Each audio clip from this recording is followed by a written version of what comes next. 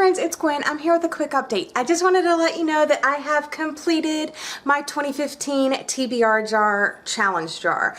I'm really excited that I did this and I accomplished my goal every single month. I never got behind, and I just wanted to update you on what books I actually read for every single month. So in January, I drew read,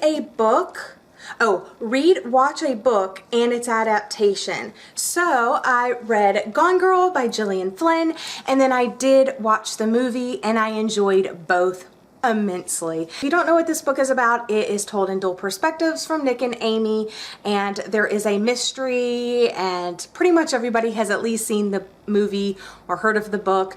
A lot of books are being compared to it. I loved Gillian Flynn's writing. I loved the story. I wasn't spoiled for it, and I don't want to spoil you, so that's all I'm really gonna say. In February, I chose read an award-winning novel, and luckily I had I'll Give You the Sun by Jandy Nelson sitting on my shelf, and I absolutely loved this book. It is another book told in dual perspectives by two teenagers, one when they are 13, one of the twins tells it when they are 13 and one tells it when they are 16, and there is another mystery of like what's going on, why aren't these twins talking to each other anymore.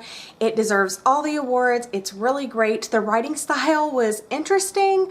There were a lot of metaphors and I don't know, but it involved art, and of course I love art.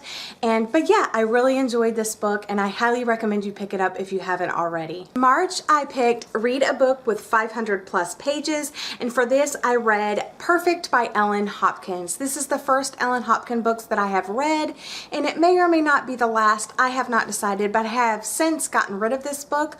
I think I got rid of it on paperbackswap.com. I'm not really sure, but yeah, I definitely got rid of that one. It was interesting.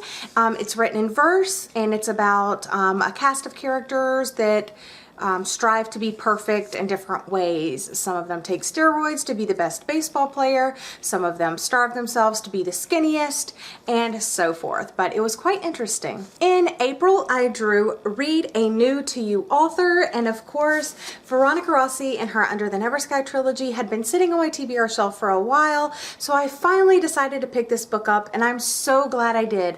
While this particular book actually took me a little bit to get into, it's about a dystopian world, and we're following the main character Arya as she's cast out of the community that she's used to, and she's having to see the world for what it really is.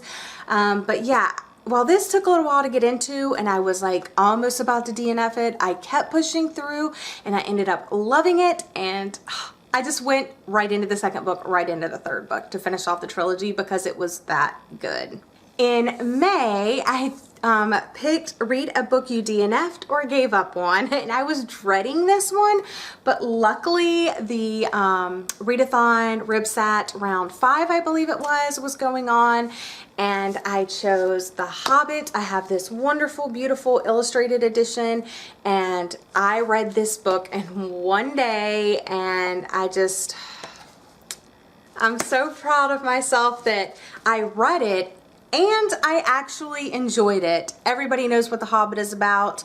I definitely recommend picking up the book. If you're struggling with high fantasy just because of like the way it's written, I would recommend, and I know people are probably gonna kill me for saying this, but I would recommend watching the movies, and then after you watch the Hobbit movies, then read the book, because then you can like associate places and characters while you're reading the book. But the illustrated edition definitely helped as well. In June, I picked read a series finale, and for this one I actually attempted to read the third book in the Darkest Minds trilogy by Alexander Bracken, but I couldn't get into that one. I just was gonna DNF it, and I was like so scared. I was like, no, I have to complete this challenge. But luckily I had just read To All the Boys I Loved Before by Jenny Han, so I picked up P.S. I Still Love You by Jenny Han. And even though this isn't a series, it is a duology, and this is the final book in the duology, so I counted it. But I really like this. It's contemporary. I of course love contemporary, but the characterizations and the family dynamics of this is just...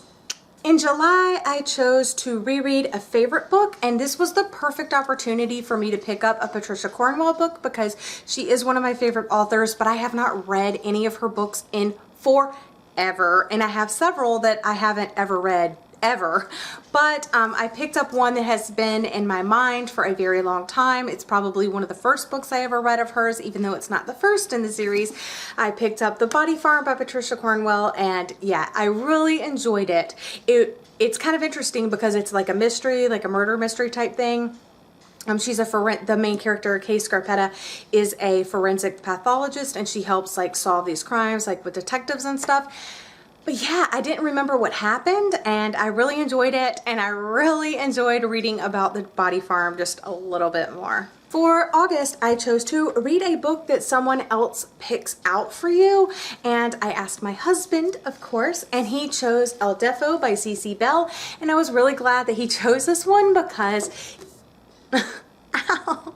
I'm really glad he chose this one because it is a comic graphic novel, and I thought it was really cute. It deals with the deaf community, and I am in the American Sign Language interpreting program, so this was like an important read for me, I believe, and I really did enjoy it. It wasn't 5 stars for me. I don't believe I gave it 5. I think I gave it 4 stars, but I really did enjoy it. September, I chose Read a 2015 debut novel, and for that I picked up The Wrath in the Dawn by Renee Audier. This is kind of like a loose retelling of 1001 Nights. It is her debut novel. I really enjoyed it. I think I gave this one 4 stars. I did a giveaway of this book, and I do have a full review of it, so if you're interested in my full thoughts, go ahead and check that review out. In October, I picked Read a Classic novel, and this is another one that I was dreading because I do not read classics often. A lot of the classics that I have read over the years were for school, and I usually don't reread those, but I did choose this one, and I tackled it with 1984 by George Orwell. I am glad that I read this book. I did get it in ebook form, which was like an additional challenge for me because I do not read ebooks, but yeah, I read a lot of it in the ebook form, and then like the last 25% I read the Cliff Notes or the Spark Notes version to finish it out because I just couldn't see myself really finishing this book anymore. But yeah, it was a decent book, and a lot of the themes I could see popular in today's books. November, I chose to listen to an audiobook, and this is something else that I struggle with. I had a couple of audiobooks. I have since gotten rid of those. One I am determined to get through because I let my mom borrow it, and she read it like 2 years after I had already had it, and I still haven't read it. But I decided to go with something new, and I listened to A Little Something Different by Sandy Hall. I did this in 2 sittings, and yeah, I really enjoyed it, and I mean, what can I say? I completed an audiobook, so I'm really happy. But this book is a contemporary told in 14 different perspectives, from a barista to a bus driver to friends of the main characters, and it's about kind of them meeting and interacting and the viewpoint of their budding relationship from all of these other perspectives. And finally, for this month, December, I chose the last one of my TBR jar, which was Read a Book That Is Not a Novel. And for this, I chose one of my children's books, and I picked a Christmas classic, and I read The Polar Express. And in this copy, it actually has the CD, you know, that you can it reads it for you. So I did that because I've read this book many times in my class, but I wanted to try to do it a little bit differently, so I listened to the audiobook, and I really liked the audiobook because it had sound effects. It wasn't just like reading the text. It had sound effects like the train whistle and cheering in the background of the elves.